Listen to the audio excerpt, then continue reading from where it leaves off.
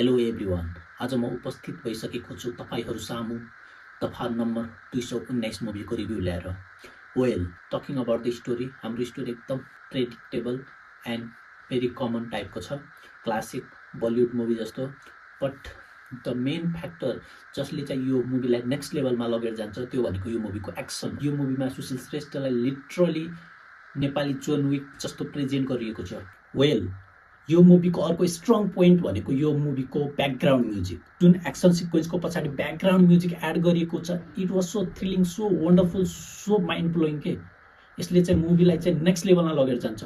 पुरै बडीभरि गुजबम्स आइरहेको थियो। It was so magnificent. Apart from that, यहाँ चाहिँ right amount of humour, a kind flavour of comedy पनि देख्न पाइन्छ and it makes the movie more fantastic. मुभीको बारेमा थप कुरा गर्दाखेरि चाहिँ मुभीको फर्स्ट 30 मिनट्स र मुभीको लास्ट 30 मिनट्स बस यतिले मुभीलाई क्याप्टिभेटिङ, थ्रिलिङ, एक्साइटिङ बनाउँछ। यसको अलावा बाँकी सब movie it was so predictable, so common, त्यही टिपिकल टाइपको स्टोरी लाइन। अल्दो मुभी एकदम राम्रो बनेको छ, बट समथिङ इज मिसिङवाला भाइ आएको थियो मुभी हेर्दाखेरि। एक सेन्टेन्समा भन्नुपर्दाखेरि चाहिँ मुभी एउटा सिङ्गल म्यान चाहिँ सिस्टमको विरुद्धमा रिभेन्जको लागि लडिरहेको स्टोरी हो।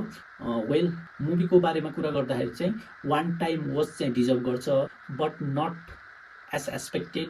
जसरी मुभीको ट्रेलर देखाइएको थियो त्यो लेभलको चाहिँ कता कता मिसिङ जस्तो लागिरह्यो, but the movie was fantastic. अहिलेको पोलिटिकल सिनारियो र पोलिटिकल इन्फ्लुएन्सलाई राम्ररी दर्शाएको छ। राम्रो मुभी बनेको छ। यसमा डिसपोइन्ट गर्ने पोइन्ट भनेको चाहिँ यसको चाहिँ स्टोरी, प्रेडिक्टेबल स्टोरी। मैले मुभी हेर्दाखेरि चाहिँ राम्रो मेहनत गरिएको देखिन्छ मुभीको लागि। सो वान टाइम वाच चाहिँ भन्छ। Everyone please go and watch the movie at least once. Thank you, peace out.